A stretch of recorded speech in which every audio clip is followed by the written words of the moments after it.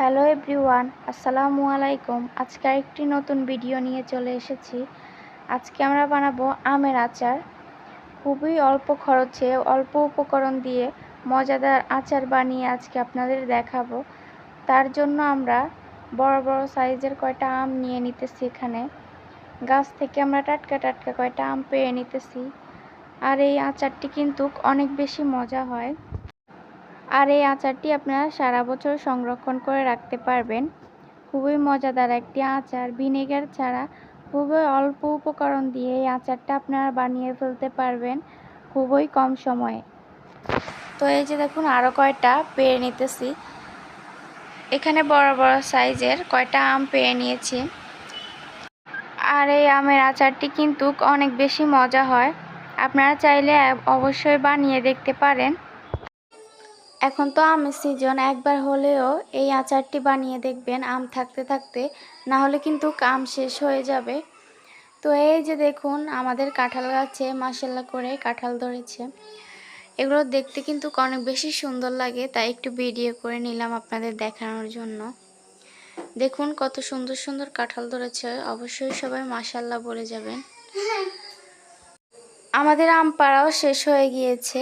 এই যে দেখুন, এতগুলোর মতো আম পেড়ে নিয়েছি। এখন এগুলোকে ভালোভাবে পরিষ্কার করে ধুয়ে তারপর কেটে নিব। আজকের এই আচারটি আমরা খোসা সহ বানাবো। অন্যান্য আচার তো খোসা ছেড়ে তারপরে বানানো হয়, কিন্তু এই আচারটি খোসা সহ বানালেই বেশি মজা লাগে। আপনারা চাইলে খোসাটা ছাড়িয়েও নিতে পারেন, কিন্তু খোসাটা একসাথে থাকলে আরও বেশি মজা লাগে। এই যে আমাদের আম কাটা প্রায় কিন্তু শেষ। এরকম করে কিউব কিউব করে কেটে নিয়েছি। আপনারা আপনাদের পছন্দ মতো কেটে নেবেন।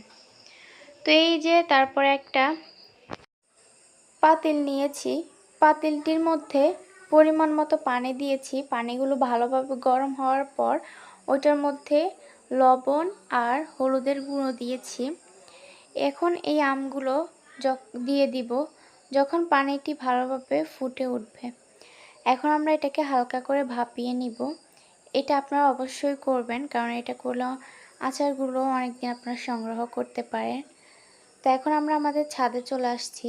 আচারগুলো এখন শুকাতে দেব।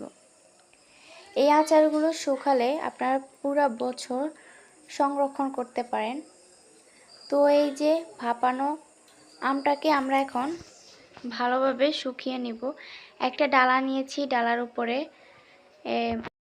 পরিষ্কার কাপড় দিয়ে ওইটার উপরে আমগুলোকে একদিনের মতো রোদরে দিয়ে দিয়েছি। তারপর সন্ধ্যাবেলা এই যে দেখুন, আমরা আচার বানিয়ে নিতেছি। এটার মধ্যে কি কি উপকরণ অ্যাড করা হয়েছে আপনাদের বলে দেই। তো এই আচার মধ্যে সরিষার তেল, লবণ, মরিচ, পাঁচফোড়ন এগুলো দেওয়া হয়েছে। প্রথমে ভিডিও ক্লিপটি নিতে আমি মনে ছিল না, তাই এখন নিতেছি। এখানে আপনারা সরিষার তেল দিবেন একটু বেশি করে। তারপরে এখানে আমরা চিনি দিয়ে দিয়েছি। চিনিটা দেওয়ার পর ঢাকনা দিয়ে কিছুক্ষণ নেড়ে চেড়ে নেব। এটা থেকে কিন্তু আপনার কোনো রকম পানি অ্যাড করতে হবে না, এটা চিনি থেকেই পানি বের হয়ে যাবে। তো এটাকে ভালোভাবে আমরা নেড়ে চেড়ে নিব।